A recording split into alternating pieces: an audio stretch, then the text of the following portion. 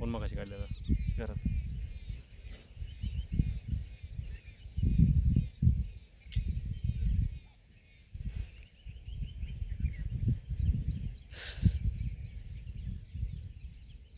नात करते काय, यायलाच लागते.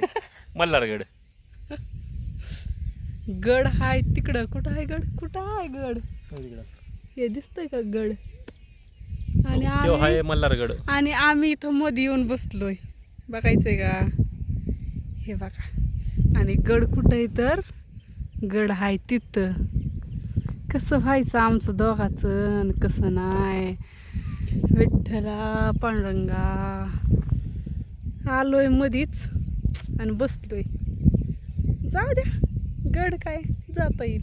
हिला काय चालता आहे ना, हे जीन्स घातली. जाऊ, नक्की जाऊ, पण गडावर जाऊच, जाणारच. किती पार गाडी कुठं लावली खाली. आणि ते गाडी पण दिसत नाहीये. ते पलीकडल्या झेंडेवाडीत गेलं असतं ना, बरं झालं असतं. कोणतं? ते पलीकडे झेंडेवाडी एक म्हणजे सासवडकरला असं गाव या रस्त्याला इकडे निघते डायरेक्ट. पण माझ्या नवऱ्याला पेट्रोल कमी जाऊ द्यायचं होतं आणि मला चालवत न्यायचं. आपलं घर ह्या तळ्याच्या पलीकडे आहे, या डोंगराच्या पलीकडे. गपच बसा. दिसत नाही. एखाद्याला बायकोची काळजीच असती ना. मला पार डोंगरावर नेलं असतं, तिथं गाडीत नेलं असतं पार.